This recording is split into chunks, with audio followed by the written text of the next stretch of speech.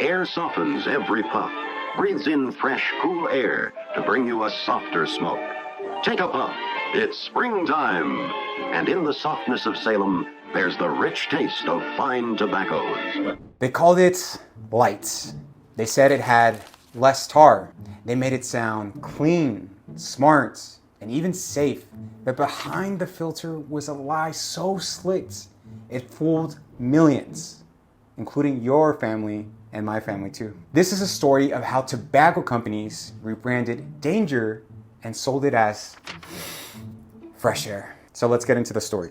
In the 1970s, tobacco companies used to push lights, low tar, and mild cigarettes as safer options.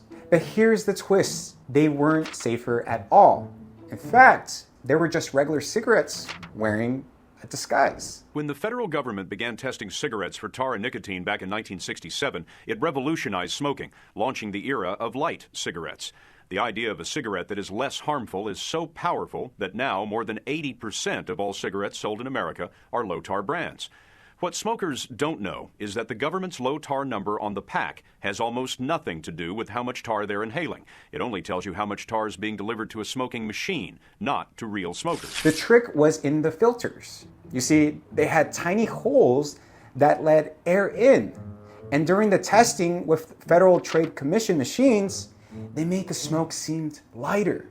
But the way the machine took in the smoke was not the same as how people actually inhaled. So the light effect disappeared. This is the machine that lights up for the U.S. Federal Trade Commission test. It measures the addictive nicotine and cancer-causing tar.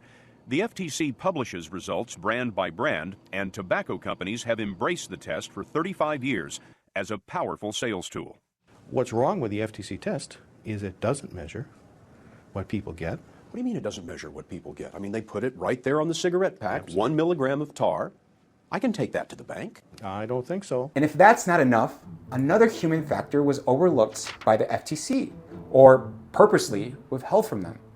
When people smoke, they cover those air holes with their fingers or lips. Ferrone showed us what most smokers overlook. If you look closely, you can in fact see the holes right here. Tiny holes in the filter allow fresh air to dilute the smoke.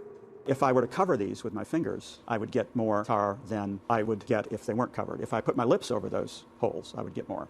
If I suck harder, I can get more. So there's many ways that I can defeat the idea of putting those holes there. Another way to compensate is to simply smoke more. It's a scam. I mean, excuse me, but how could I have gone from smoking 2 packs of regular cigarettes for a period of 30 years or 25 years, and then all of a sudden, because I switched to the lights, I'm smoking 3.5 packs of cigarettes a day. And in 1975, internal research memo of Philip Morris, the big juggernaut tobacco company, hinted at its knowledge of the scam on the FTC. So you can see how the machines were fooled, but our lungs, they weren't. Eventually, the machine test debate was explored further by Philip Morris. And the results are shocking. Listen to this. Physician David Burns, editor of many of the Surgeon General's reports on smoking, says cigarette design led to misleading numbers. And we dramatically underestimated the ability of the tobacco companies to engineer these cigarettes so that they would provide a full dose of tar to people while they provided a trivial dose of tar to the machine. Engineered to fool the machine? Yes. 3 times higher. So apparently it was completely fine by Philip Morris's highest level executives who thought they were gods to lie to the public. And we learned that the FTC, they ain't shit, and they're not great at protecting consumers. Well, unfortunately, it needs to get worse before it gets better. For almost 30 years, these cigarette companies got away with fooling smokers with their lights and ultralights misleading labels, working the magic and bullshit.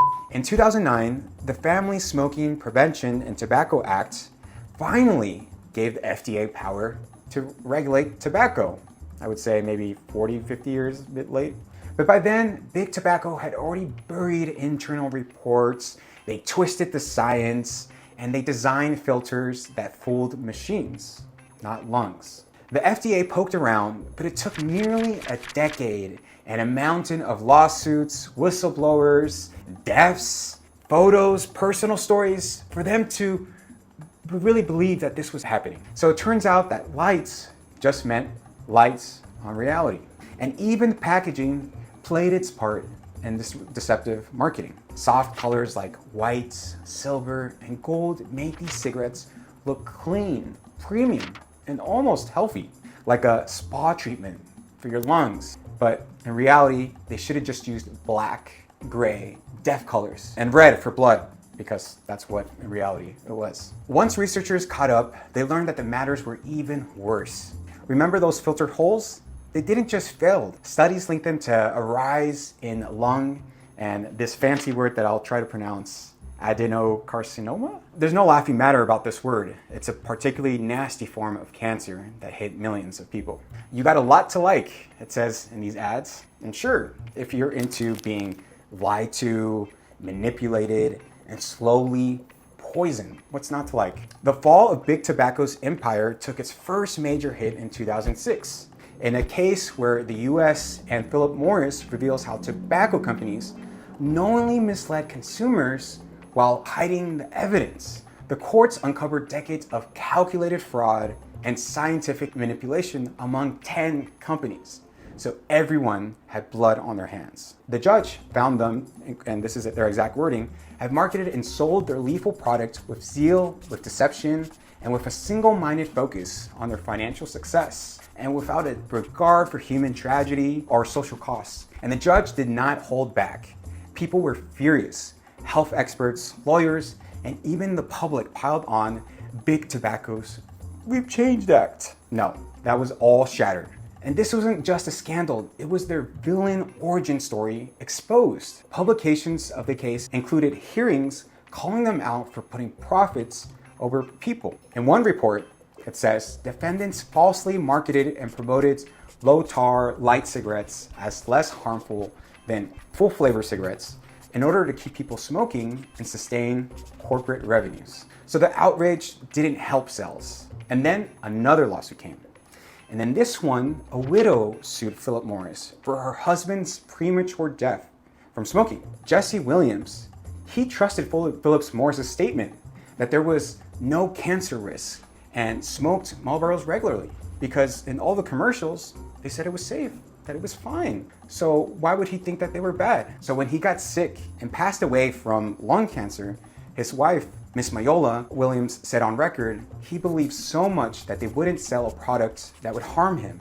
So when he learned that he had cancer and he didn't have very long to live, he decided that he had to go to the public and he had to let everyone know what was going on and why he had cancer. And the verdict?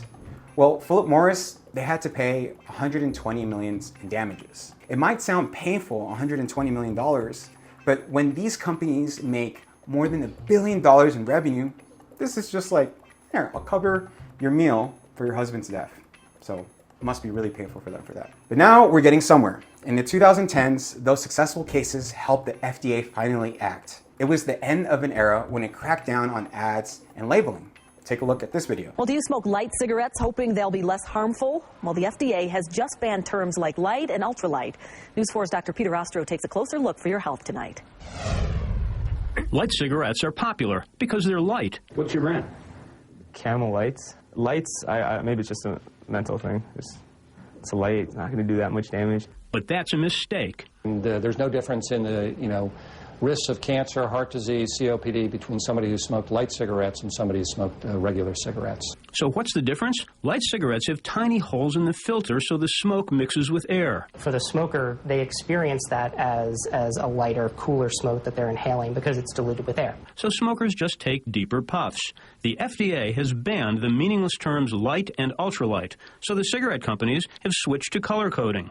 So instead of saying light, they say blue, or instead of saying ultralight, they may say silver. Instead of Marlboro Light, we have Marlboro Gold. Marlboro Ultralights are now Marlboro Silver. Camel Lights have become Camel Blue. And Salem is now Silver Box, Gold Box, or just Box. You may be wondering about these Surgeon Journal warnings that had been on packs since the 60s, like this one, that only had to say that smoking could be hazardous for your health. That label, along with new science linking smoking to severe sickness, caused Representative Henry Waxman to speak up in 1983. Waxman spent much of his career advocating for health and safety, with more than one of his efforts paying off. Signing into law the Drug Price Competition and Patent Term Restoration Act of 1984. And before I say anything else, I want to thank Senator Orrin Hatch, who sponsored this important legislation in the Senate, and Congressman Henry Waxman, who was the chief sponsor in the House. The Comprehensive Smoking Education Act was Congress's way of finally saying maybe selling cancer with a smile isn't ideal. And introduced by Waxman, it aimed to slap stronger warnings on cigarette packs and ads, because apparently smoking kills needed a few creative variations to get noticed. And then Reagan signed into law in 1984 that these new labels, like quitting smoking now greatly reduces serious risks to your health, made it exceedingly difficult for Philip Morris to fool anyone much longer. Today, some countries even print health warnings directly on the cigarettes, because it seems giant warning labels weren't enough to break through decades of slick marketing and brainwashing to uncover people's truth. So next time you see a light-colored pack labeled smooth or silver, just remember, it's all branding. These light cigarettes wasn't a step toward health. It was a masterclass in corporate deception and bullshit. Because when it comes to tobacco, the only thing lights was the truth. And this leads me to a really important question. If a massive company could sell poison as progress for decades, and all legally, what else do you think that we're still buying to and being brainwashed today? Leave your thoughts in the comments and follow for more advertising history.